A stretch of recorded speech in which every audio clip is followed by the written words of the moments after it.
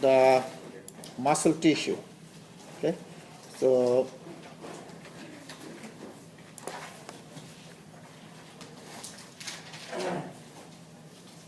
first we'll talk about different types of muscles. You already know about that.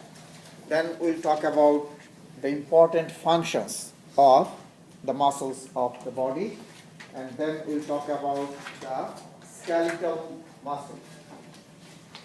First we'll talk about the structure of the skeletal muscle, and then we'll talk about the myofibrils.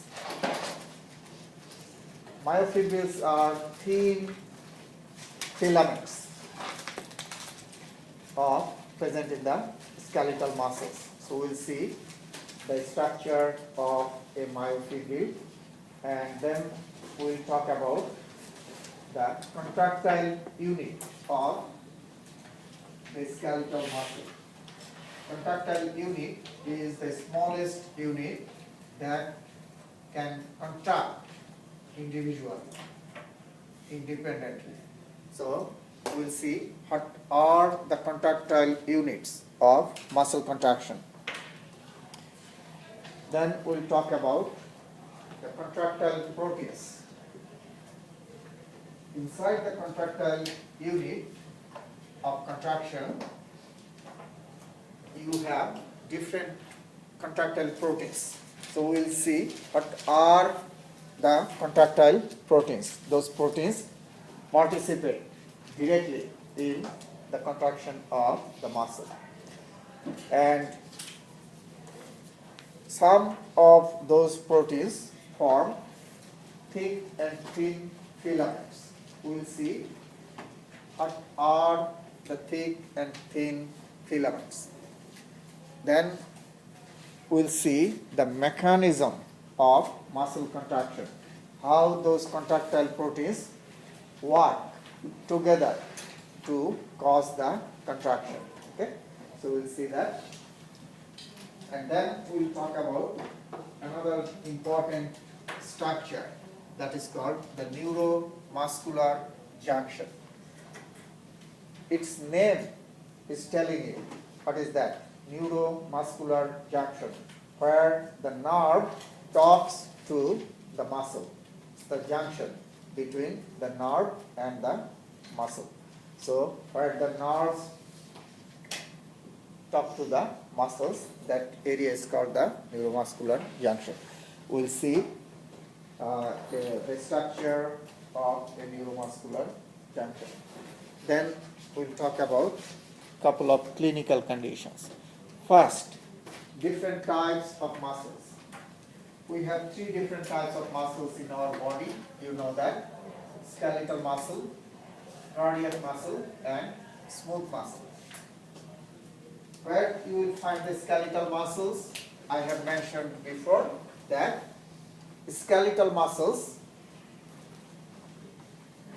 stay attached to the skeleton. Simple. That means they are attached to the bones of the skeleton. Number one. Number two, in the body walls, your abdominal wall, your thoracic wall, you have the skeletal muscle. Okay, so those are the two main locations where you will find the skeletal muscles, attached to the skeleton, and number two, in the body walls. The skeletal muscle tissue is voluntary. That means you can control the contraction of the skeletal muscle. That's why we say voluntary muscle. Skeletal muscles are voluntarily controlled. If you decide, you can control. Cardiac muscle is a highly specialized muscle tissue, only present in the heart. And cardiac muscle is involuntary. That means you don't have any control. You cannot control. If I ask you to stop your heart, you cannot, unless you kill yourself, right? That's the only way. So you don't have control. on its function. That's why it is involuntary. The smooth muscle you will find in the wall of tube-like structures. I have mentioned you before. In the wall of tube-like structures, that means in the wall of your esophagus, in the wall of your intestine, in the wall of your blood vessels, right? Those are tube-like structures. Your respiratory tract, those are tube-like structures of the body.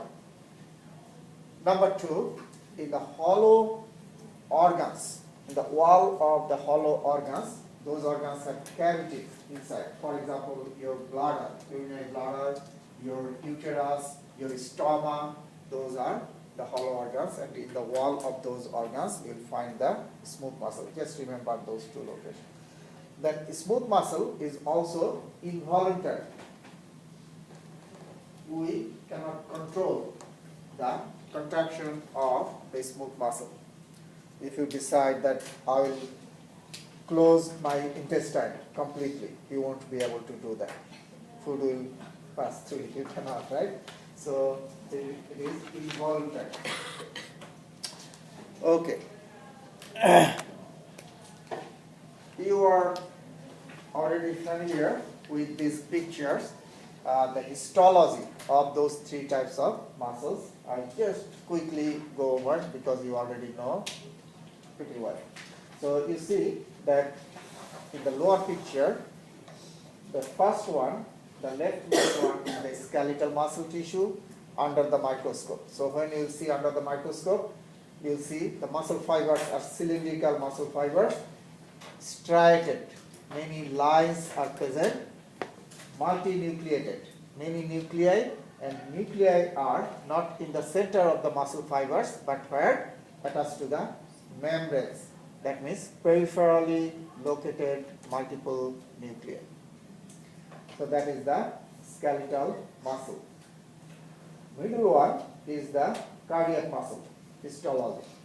So you see cylindrical fibers, striation present. Those two things are same as the skeletal. But what are the differences? Differences are, number one, intercalated discs are present in the cardiac muscle tissue. Thick band or thick lines. Number two, branching. Cardiac muscle tissue, if you see under the microscope, you will see the fibers have branches. So those two are different than skeletal. Intercalated discs and branching. Nucleus. In cardiac muscle fiber, usually we see one nucleus, but sometimes we see two, but one or two, not many like the skeletal. Smooth muscle, very simple. The fibers are spindle shaped. That means like your eye. Both ends are pointed and middle part is wide. Okay, that's the spindle shaped muscle fiber, single nucleus, nicely located in the center. Okay, no striation, no branching.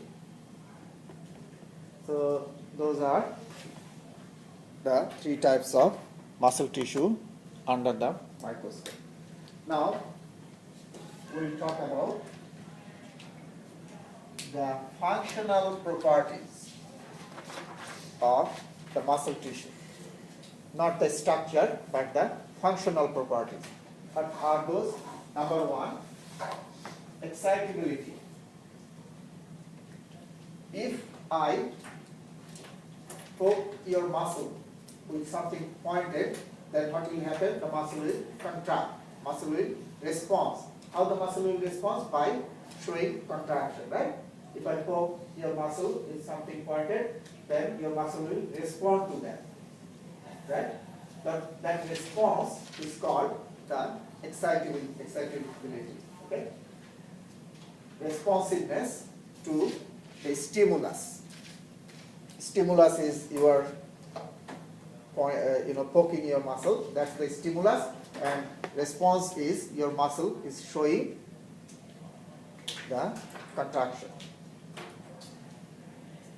Contractility. is the ability to contract. We know that the muscles can contract. That's the ability to contract. That's the contractility. And extensibility is the ability to get stretch. If you hold the muscle and pull from both ends, you see you can make the muscle elongated, longer. So that ability is the extensibility. Okay. Elasticity. After you stress the muscle, if you leave that pressure, what will happen? Muscle will come back to its previous actual shape. So that ability to recoil is the elasticity.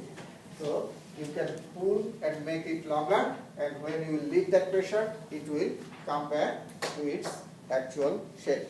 That ability to coming back to its previous actual shape, that is called the elasticity.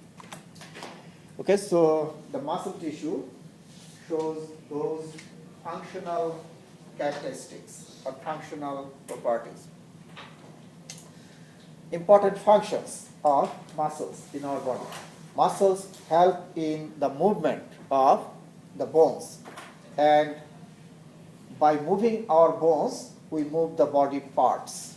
So muscles help in the movement of our body. Circulation of body fluid. You know that your cardiac muscle, that means your heart, contracts and relaxes. So by the contraction and relaxation, the cardiac muscle helps in the blood to circulate throughout the cardiovascular system. Because when the muscle, cardiac muscle contracts, the blood gets out from the heart. And that pressure helps in the circulation of blood. Maintaining posture and body position. We can sit, lie, bend, or keep our body positions in different stages, different positions. That is helped by the muscles. Stabilizing joints. So you know that the muscles originate, for example, in your arm.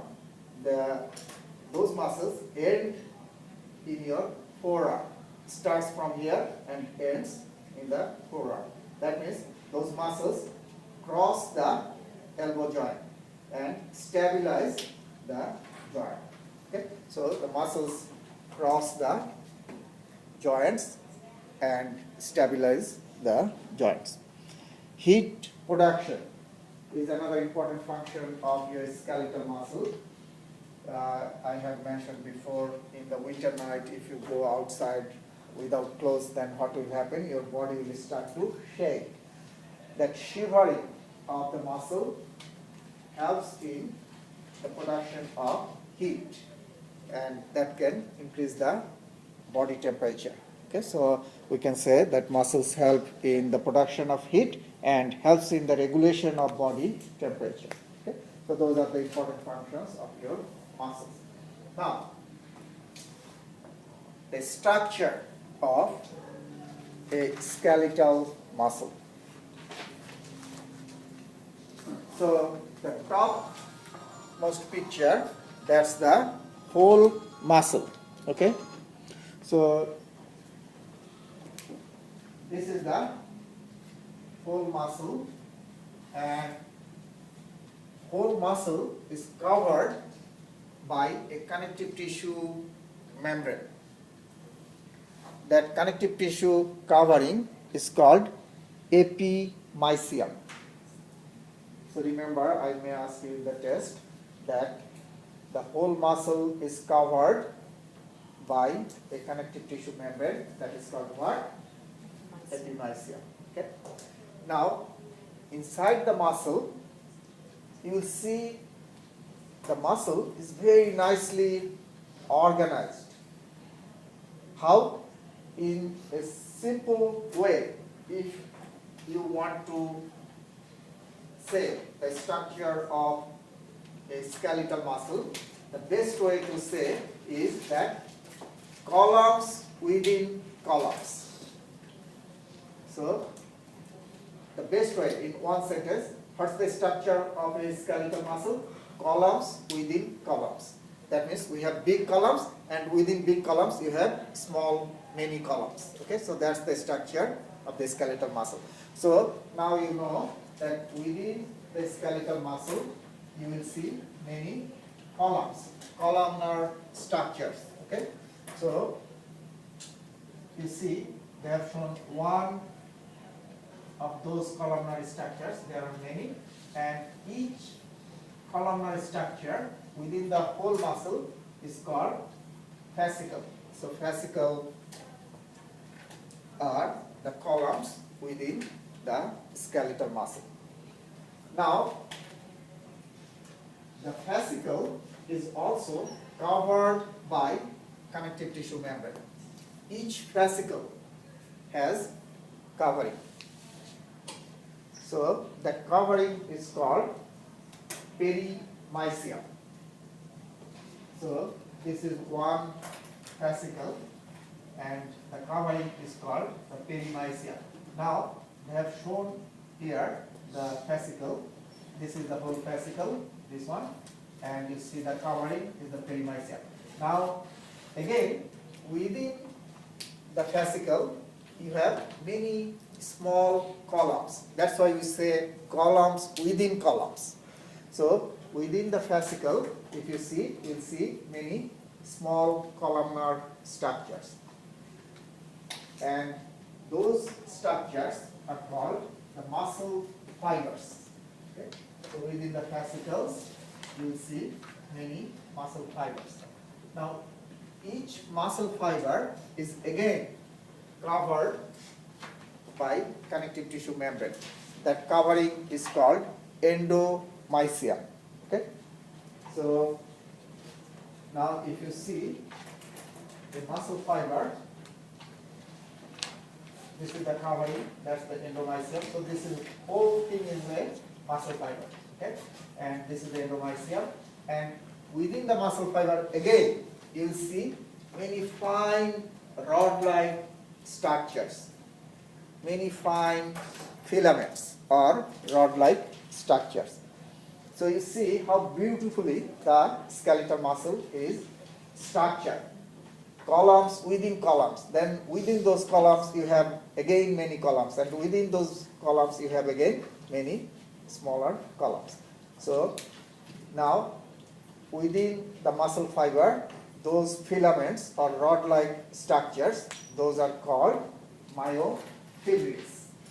So you see many myofibrils within the muscle fiber. This is the muscle fiber, and these are the myofibrils. So this is just one myofibril they have taken out and shown here. Okay. So if you start from the smallest to largest, then we can say myofibril, then muscle fiber, then the muscle fascicle, then the whole muscle.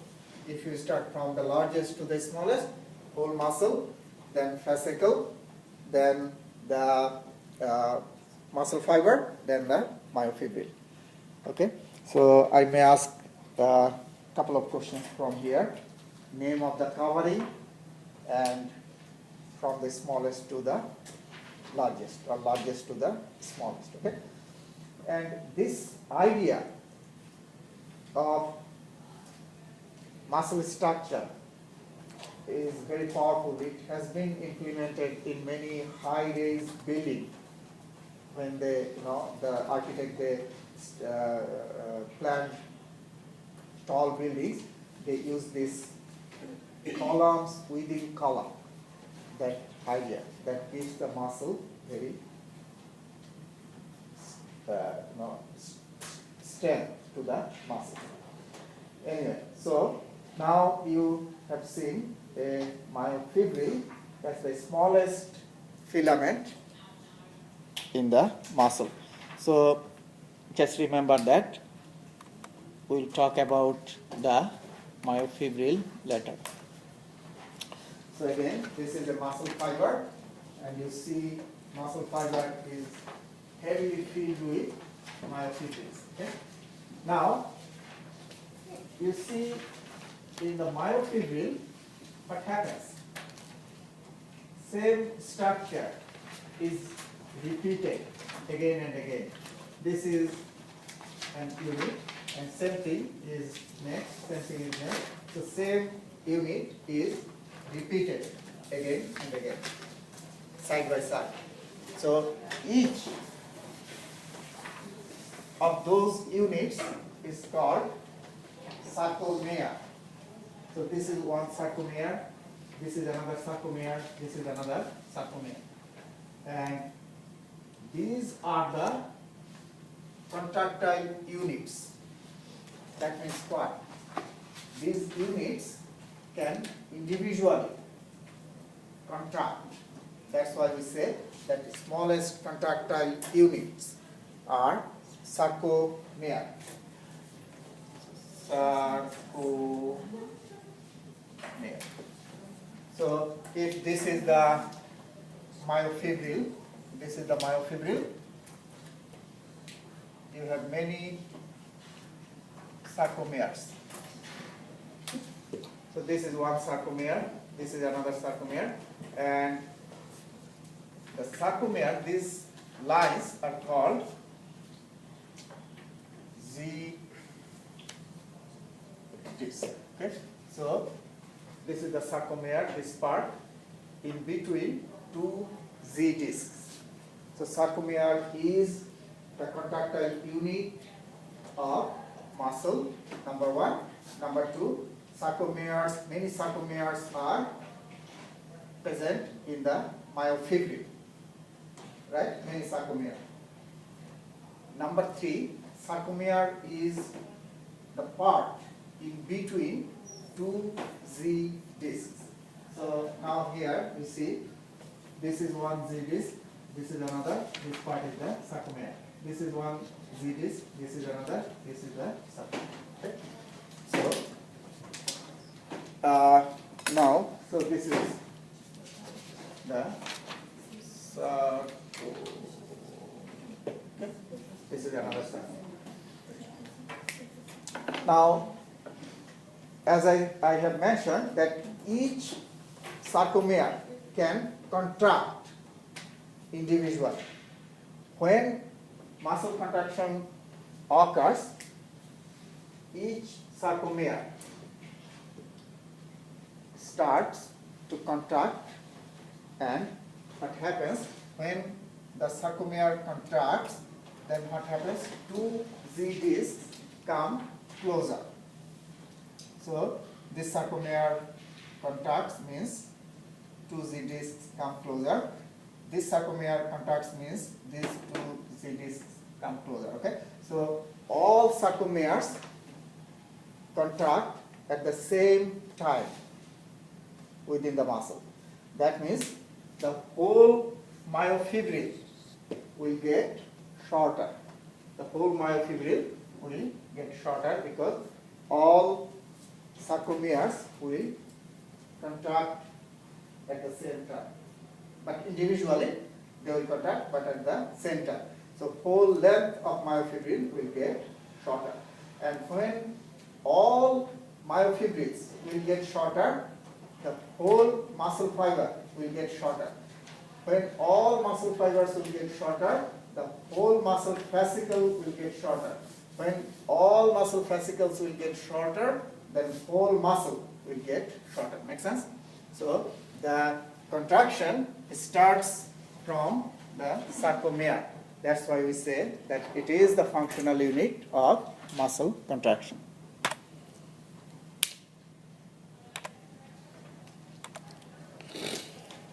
Okay, now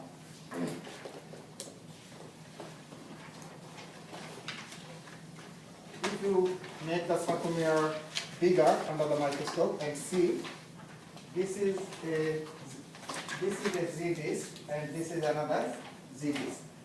So in between those two Z discs, this area is the sarcomere. So this is one sarcomere. Okay. Now if you see one sarcomere under the microscope, this is Z disc, this is another Z disc, and this is the sarcomere, right? And inside the sarcomere, you will see two types of filaments, thick filament and thin filament. Thick filaments are called myosin and thin filaments are called actin. So you see here, these are the thick filaments, red filaments, these are thick, and these are called myosins. Okay, here. So thick filaments are myosins and thin filaments are actin. Okay.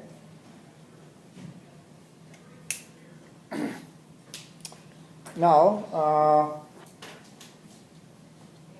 another thing is you see that thick filaments, both ends of thick filament are attached to the Z disc by spring-like structures. You see spring-like coiled structure. Those structures are called titin. So titin are spring-like protein structures. Okay, write it down. Titin are spring-like protein structures that connect the myosin ends to the Z disc. Okay? And actin filaments are these blue filaments. You see, actin filaments are directly attached to the Z discs. Not by anything, they are directly attached to the Z discs. Okay. And the actin filaments are faced to each other from both sides. You see the blue filaments are facing to each other and there is a gap in between. When contraction of sarcomere occurs, you know that two Z discs come closer, like this, right? I have shown you there. Two Z discs will come closer. And this gap between the actin filaments will disappear because the actin filaments will come close and this gap will disappear. So basically, two Z discs come close to each other and two actin filaments also come close to each other and the gap disappears. Okay, now we'll see the structure of a thick filament. If you see the myosin, which is a thick filament, it is actually formed by a bundle of golf club-like structures. So you know the golf clubs. So if you put many golf clubs together, bundle them together, that's the structure of a myosin, thick filament. Okay. So let's do that. Anybody plays golf? No? Do you play golf? I was playing last Saturday in the rain, holding the umbrella. Yeah. So if you bundle many golf club like structures together, that's the myosin. Okay.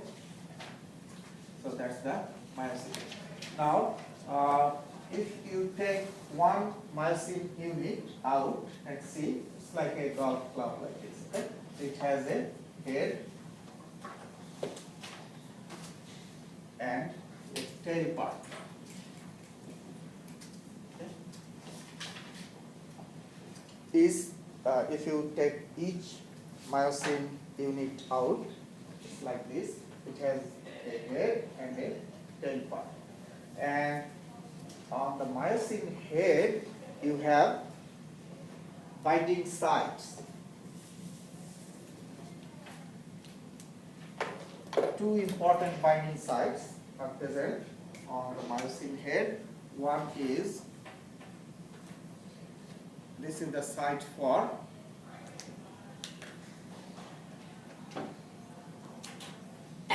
actin, and there is another site that is the site for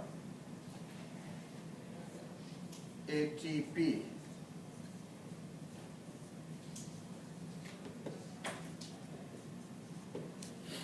Okay, so just know that on the myosin head you have two binding sites.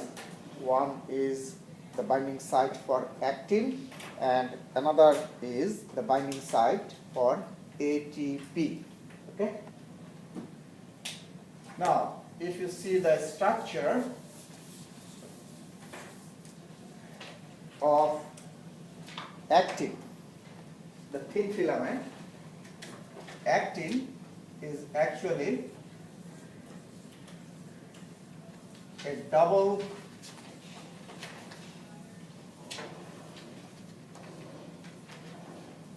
chain structure, like two chains are attached to each other like this. Okay. This is the actin or thin filament. Now, actin is formed by double chains, that means two chains, they are attached to each other, and those chains are formed by the joining of round balls. So these are the actin units, round balls. Okay. So basically, many round ball-like structures, they join side by side and form chain. How many chains? Two chains are together on the thin filament or actin. Okay. Now, on the actin balls, you have binding sites.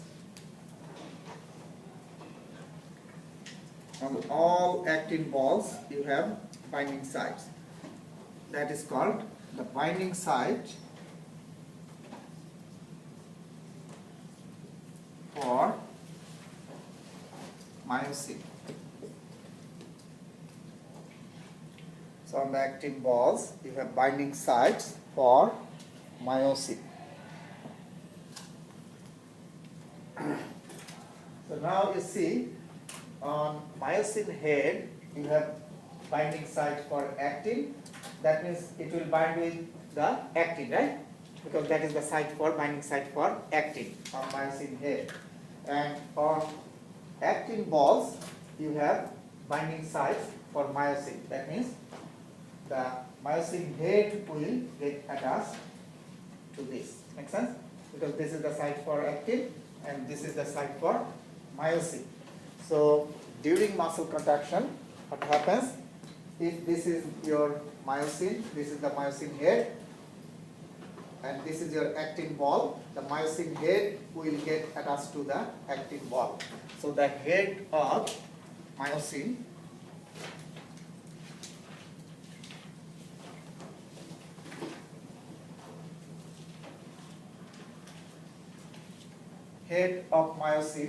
will get attached to the actin balls. Okay? Because they have the sites, binding sites. Okay. And that attachment is called cross bridging. Cross bridging is that attachment. Cross. Okay. Cross bridging. And so remember, if I ask you that binding is called what? Cross bridging. Okay. So now you see what happens. These myosin heads will get attached to the actin balls You see many balls, and that is called what? What is that? Cross bridging. After that binding occurs, then what will happen? The head of myosin will flex, will bend like this. That is called the flexion. You know that this is flexion of your hand, right? Forward. So the head will flex or bend like this. And that flexion of the head, myosin head, is called power stroke. So that is another term you need to know. That is called the power stroke. Okay. So first cross bridging will occur. That attachment will occur. Then the head will bend like this, will flex like this. That is called what? Power stroke. Okay.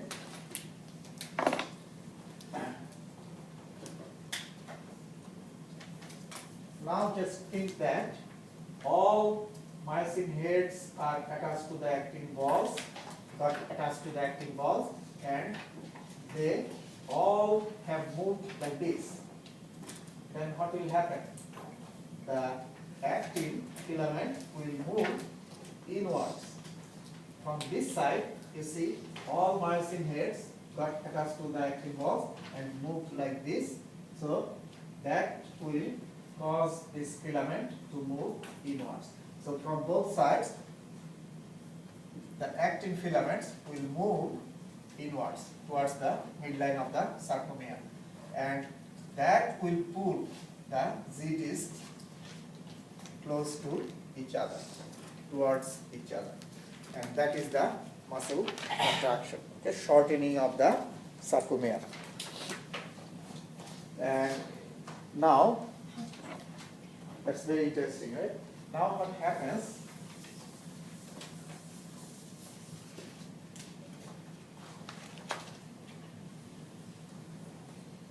These are the actin balls, okay? And these are the myosin heads. On the actin balls, you have the binding sites for myosin. These are the binding sites for myosin. You know that already now. The problem is that the binding sites on actin balls are not always open. In relaxed condition, when the muscle is not contracting, the binding sites are covered. Covered by what? Covered by a rope-like structure. The binding sites on actin balls are covered by a rope-like structure. That rope-like structure is called tropomyosin. Okay? So tropomyosin is the rope-like structure that keeps the binding sites on actin balls covered or masked. Is that when the muscles relaxed, you said? Relaxed, yeah, not contracting, okay, in relaxed condition. Okay.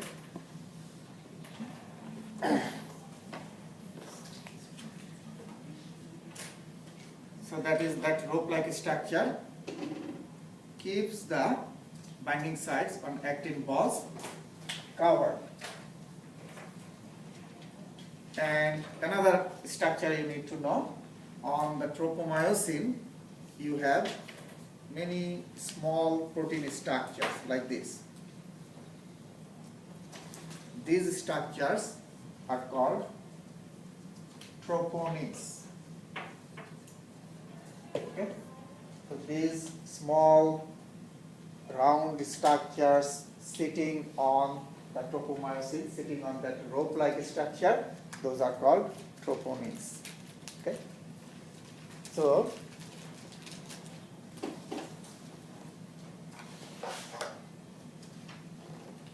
now you know what is actin, thin filament, actins are formed by two chains of many balls, and myosin is the thick filament formed by the bundle of golf club-like structures, and each unit has a tail and the head part. On the head part you have two binding sites. One is site for actin, another is site for ATP. And you have a rope-like structure that gives the binding site on actin balls covered. That rope-like structure is called tropomyosin, and on the tropomyosin you have small protein structures. Those are called tropomins. Now, during muscle contraction, you already know now that the head of myosin should get attached to the actin balls.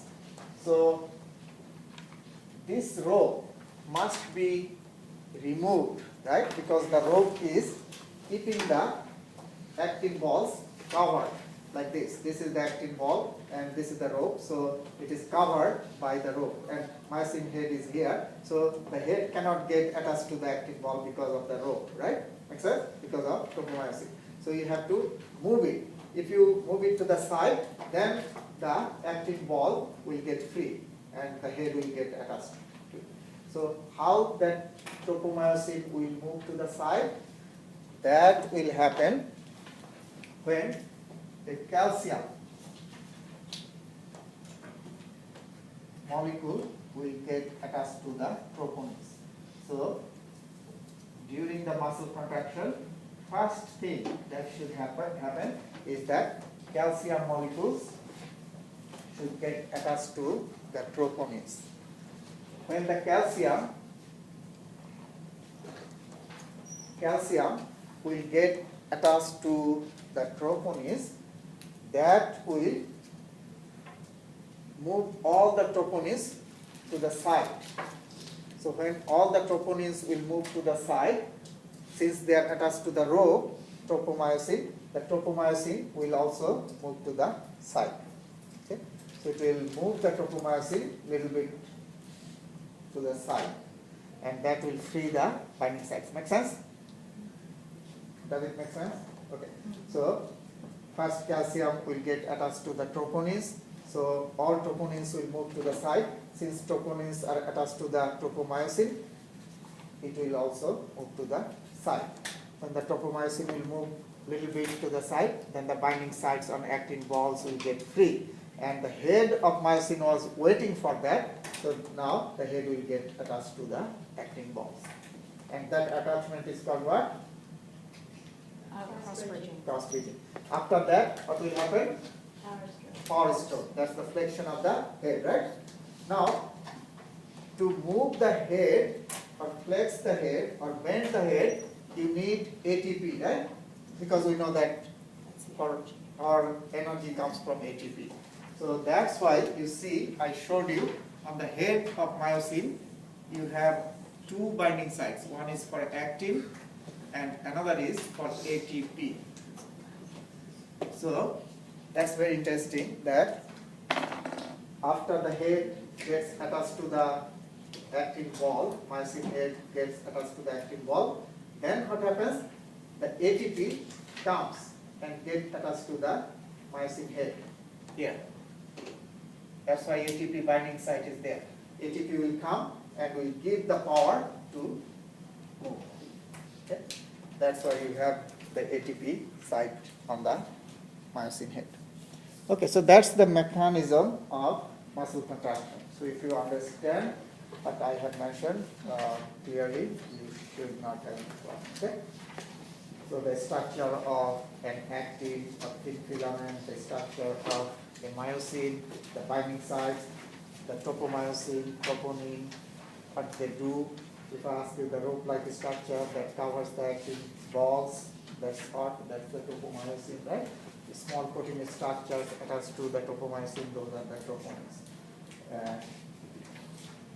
What is sarcomere? Sarcomere is the contractile unit between two Z discs.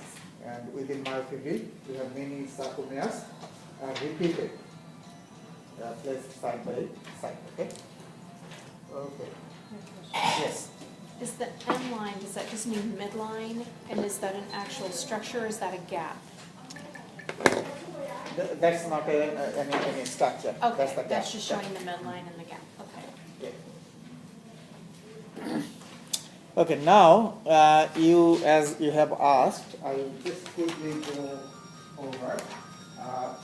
If you see inside the sarcomere, here you see different bands. That's from I band, A band, okay, H zone. What are those? If you see a sarcomere under the microscope, you will see clearly different colors under the microscope. Why? If you see this part under the microscope, you will see what? You will see actin, myosin, or both? Both, right? In this part, you have both actin and myosin. If you see only this part, the middle part, you will only see what? Myosin. Makes sense? No actin is there. If you see only this part, could you see any myosin? No myosin. Make sense? So in one area, you see both actin and myosin filaments. In one area, you will see only the myosin. In one area, you will see only the actin. That's why when you see the structure under the microscope, how we see the things under the microscope? We pass the light, you have seen, right? We pass the light from the bottom. So where there are more structures, light will be blocked more.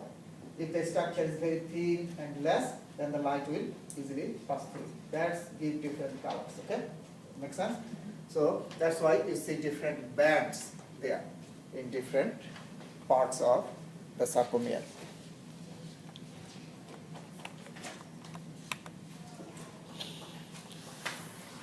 So if you understand what I have mentioned, you will now understand these slides clearly. You see the tail and head part of myosin, and you see the actin balls, the binding side, and actin balls. This is the rope-like structure, that's the tropomyosin, and on the tropomyosin you have the protein structures, those are troponins. Okay?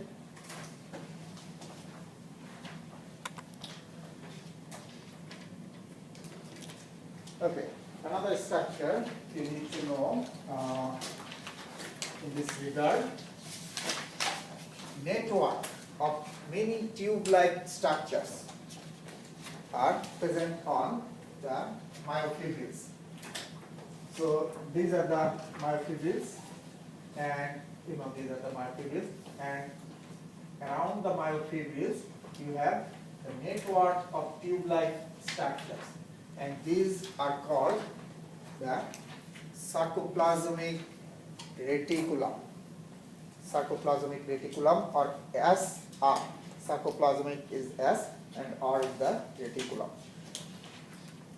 Why those tube-like structures are present around the myofibrils? Because those sarcoplasmic reticulums store calcium. So those tubes are filled with what? Calcium. Do you need calcium for muscle contraction? Why you need calcium? Because calcium molecules should get attached to the troponins, and that will cause the movement of the troponins. Make sense? So that's why you need stored calcium around the myofibrils. And where the calcium is stored? Within those networks of tube-like structures. Those are called the sarcoplasmic reticulums, or SR. Now, this is your myofibril, okay? This is another myofibril, and this is the tube-like structure on the surface of the sarcoplasmic myofibril. This is SR. Calcium is inside the SR. you have calcium inside the tubes. Now, since these tubes are attached to the outer surface of the myofibrils, someone has to deliver the calcium to inside the myofibril, because you have the actin myosins inside, not in the outside, right?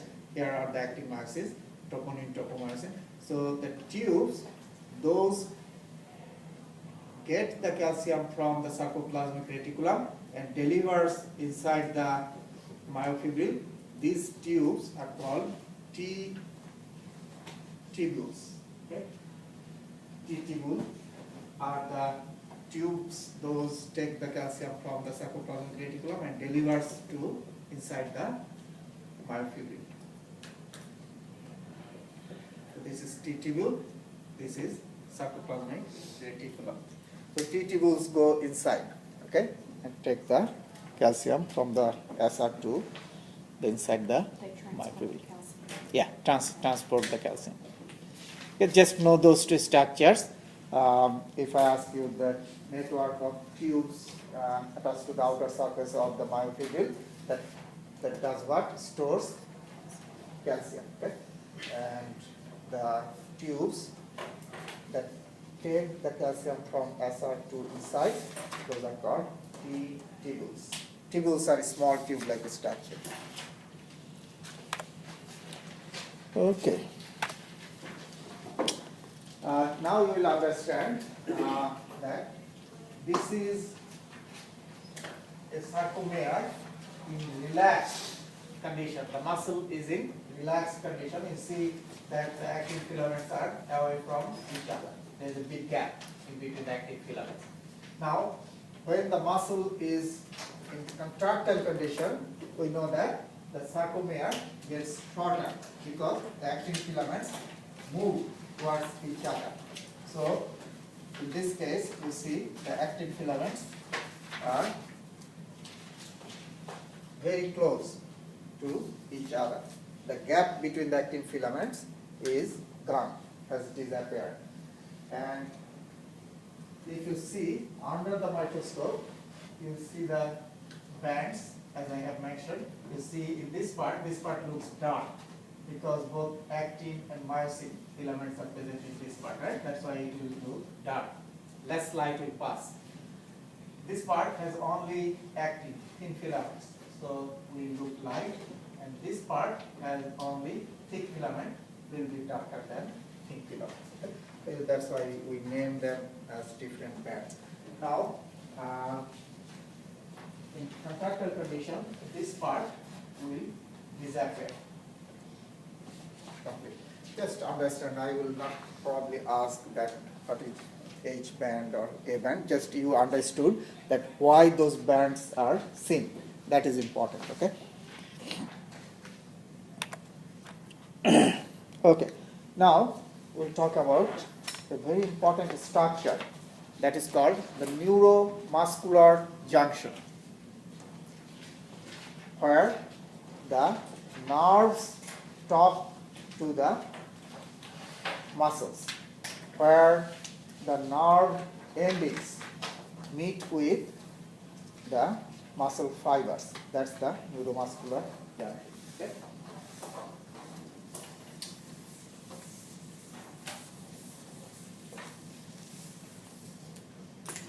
So you know that nerves are formed by neurons.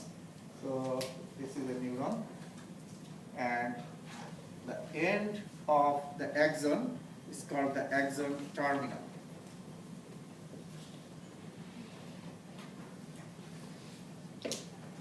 Okay, this is the axon terminal, and this is a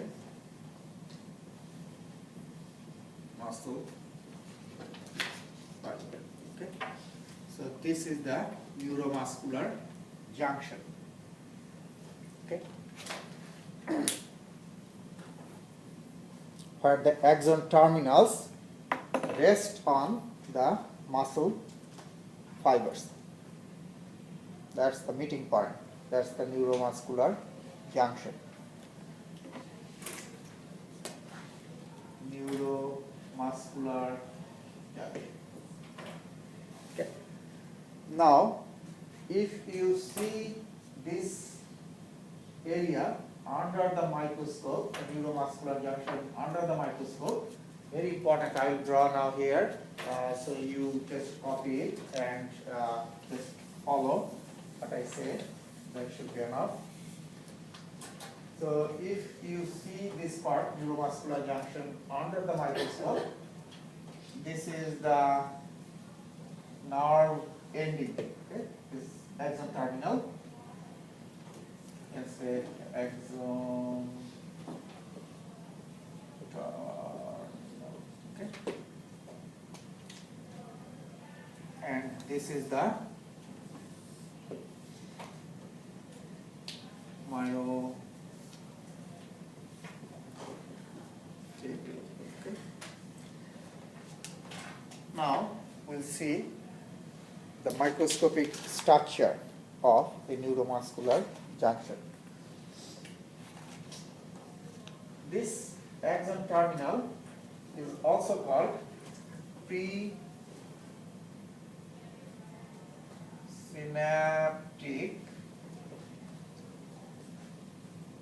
terminal.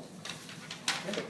So axon terminal is also called presynaptic terminal.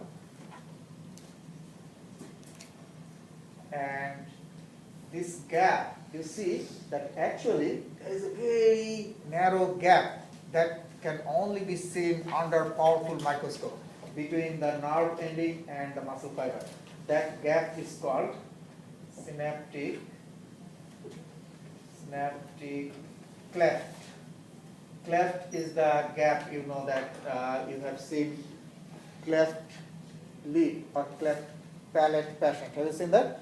So cleft is the gap opening. So that space or gap is called the synaptic cleft. And this membrane of myofibril is called postsynaptic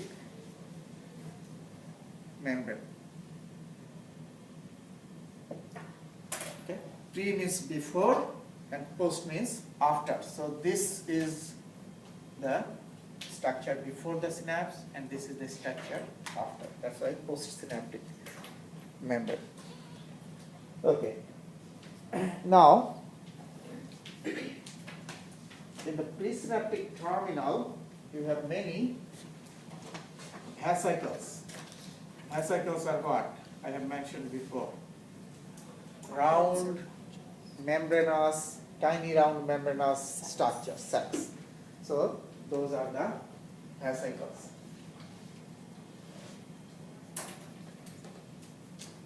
Okay. Small, round, membranous sacs or structures.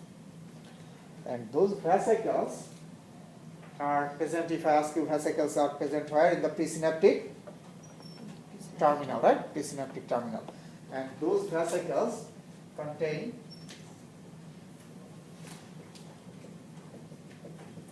the neurotransmitter that is called acetylcholine. ACH. Acetylcholine molecules. Acetylcholine molecules are present in the vesicles. Okay. What is present in that?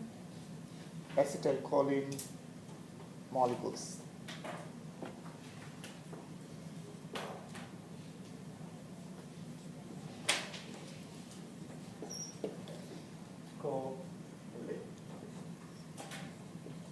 Okay. In shortcut, we say ACH. Acetylcholine molecules. Okay, present in the vesicles in the presynaptic terminal. Okay. This is very important for your exam too. I will ask many questions from today's lecture. Okay, it's very important. Now, on the postsynaptic membrane, you have what? You have the receptors.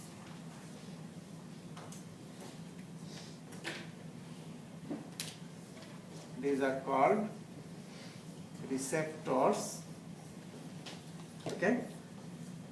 Receptors are located on the postsynaptic membrane.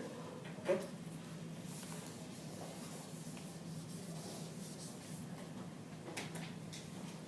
Receptors for what? They will receive the acetylcholine. So that's why we say there are many different types of receptors present in our body. So these receptors, since they will bind with the acetylcholine molecules, these are also called ACH receptors or acetylcholine receptors, because they will bind with acetylcholine only. Okay. Now, what happens when you decide that you will cause the contraction of your muscle? First thing what you do, you send a signal from your brain, right? You send a signal from your brain to the muscle. So, from the brain, the signal comes down to the nerve fibers, we know that. So, what type of signal is that? Electrical. Electrical signal, right? We know that the transmission of signal through the nervous system is electrical. I have mentioned in first class that electrical signal transmission. So the electrical signal will travel this way, okay? Very fast, extremely fast. We go like this, and we'll go back like this. And when the electrical signal will travel through the presynaptic terminal, what will happen? Here,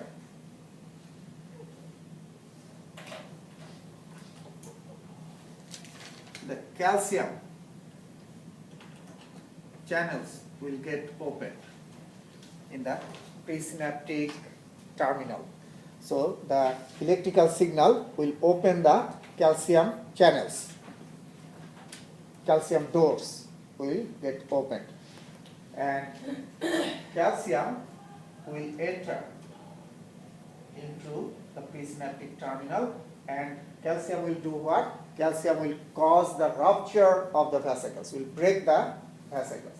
So I am repeating again, when you decide that you will cause the muscle contraction, the electrical signal will go down and will travel through the presynaptic terminal, and that will open the calcium channels.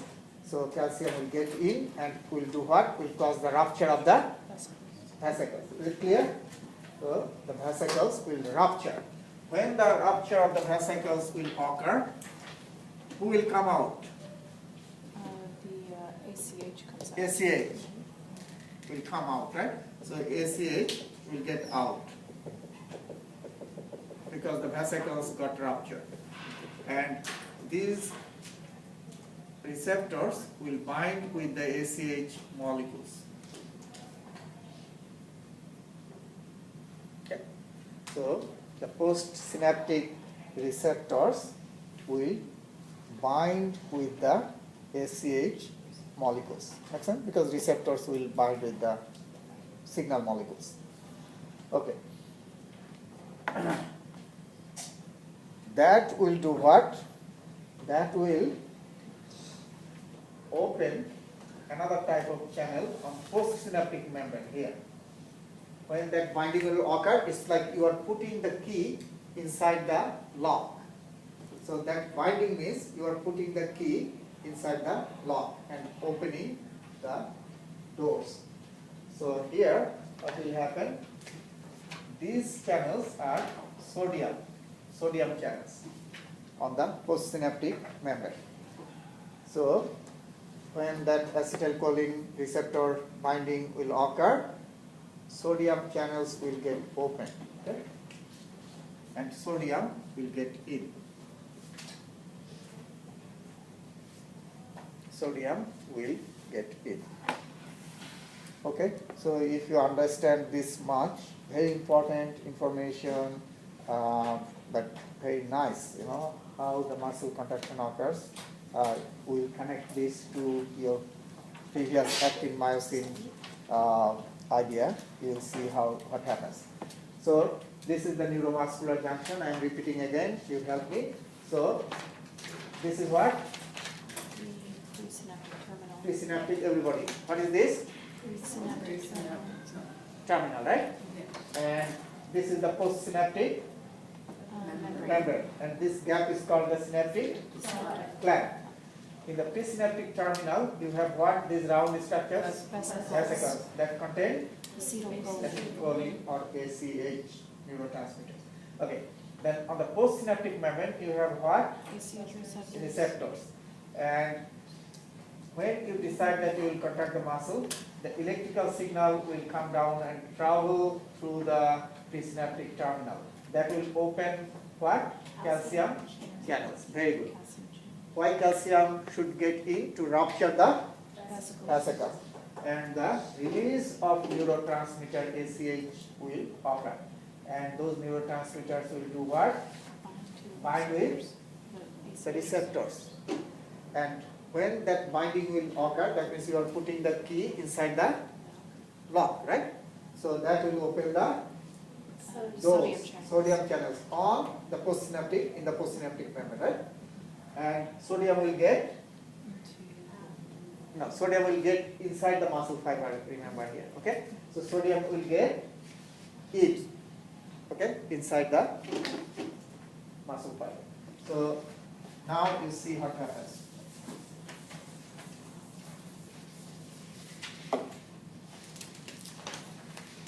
This is the muscle fiber, okay, this is the muscle fiber, and now sodium channels got opened, and sodium is getting in, okay, sodium is getting in. Now, if you measure the voltage change,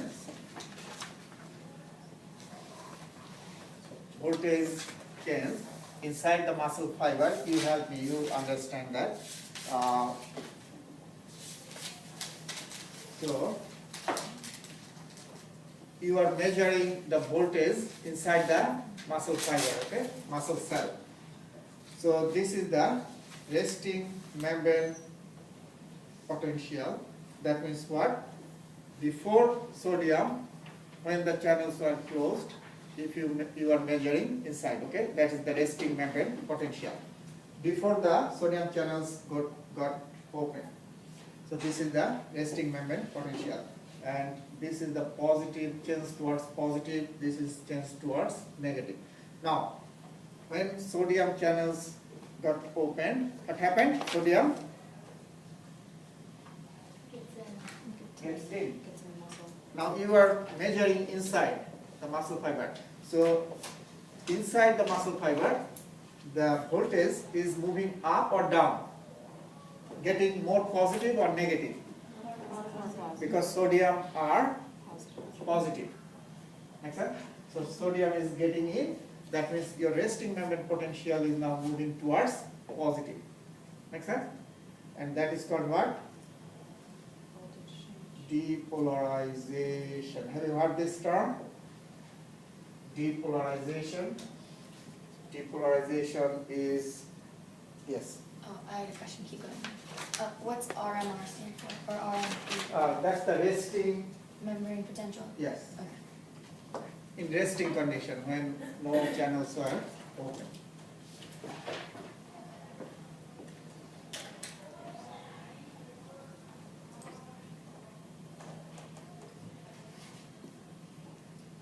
Okay, and this is positive, this is negative, and you are measuring the change inside the muscle fiber. So when the sodium channels will get opened here, sodium is getting in, so you are measuring here, so that means the membrane potential is moving towards positive inside the cell or fiber, the change is towards positive. And that is called what? Depolarization. And then when these channels will get closed, next what will happen?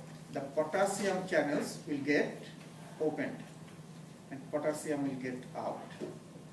remember the concentration of potassium is always high inside, so the potassium will get out. And now when potassium will get out, you are measuring, still measuring inside. So positive is getting out, right? Potassium is positive, is getting out. So this will move towards negative because positive is getting out, right? So it's moving down, and that is called what? Repolarization. Okay, repolarization. So the sodium stays inside and the potassium leaves? Sodium stays inside, potassium leaves. After repolarization, then what will happen? Again sodium will come out, okay? And readjustment will occur and the resting membrane potential will come back. Okay.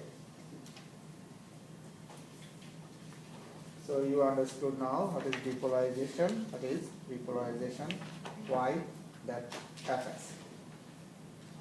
Now, why you need the depolarization in the muscle fiber? Why you need that?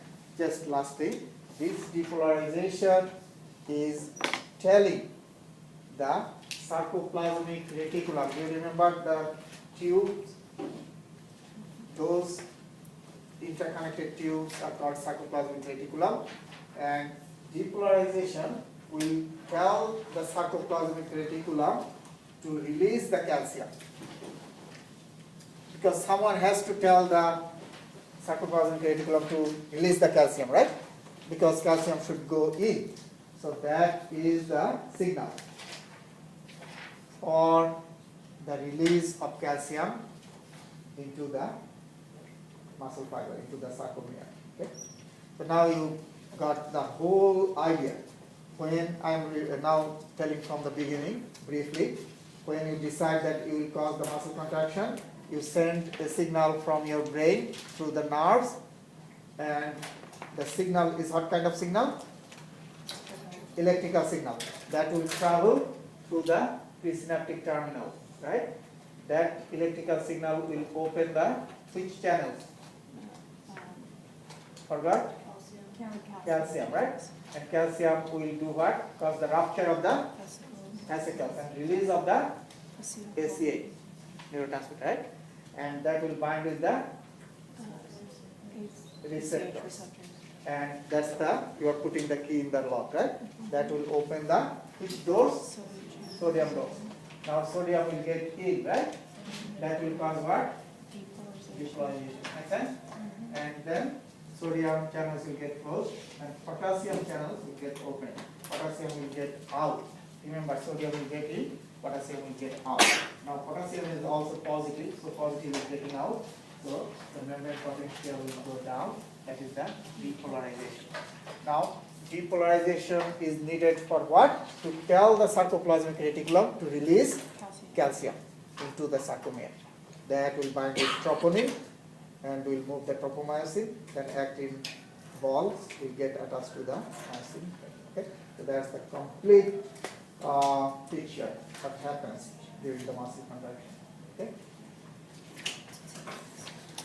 Now there is a clinical condition, I don't know if you have heard that, that is called myasthenia gravis.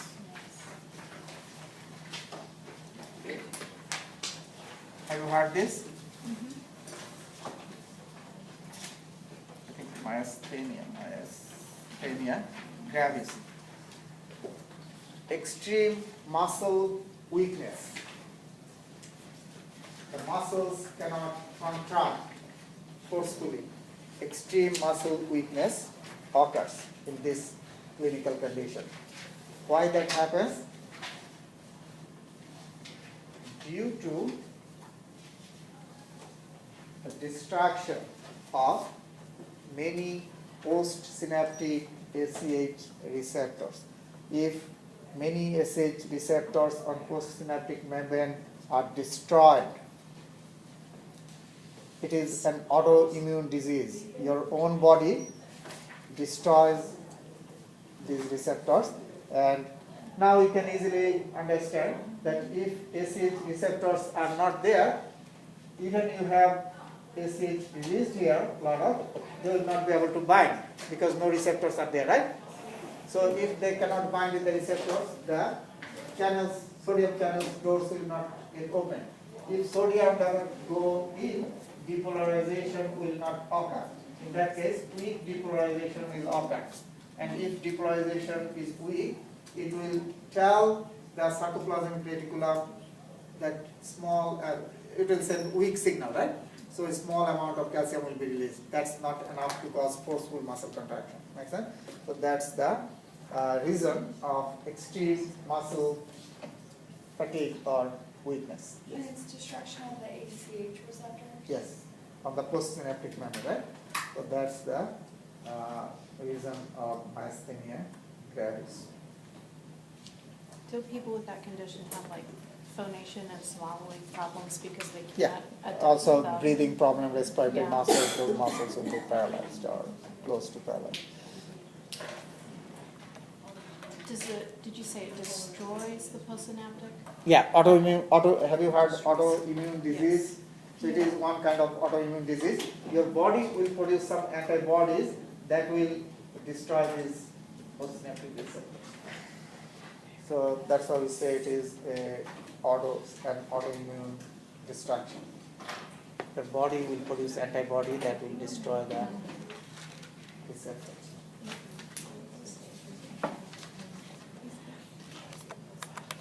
Yeah, it destroys the postsynaptic. Okay. Now, another interesting thing, you know that after death, between 4 to 24 hours during that time after death,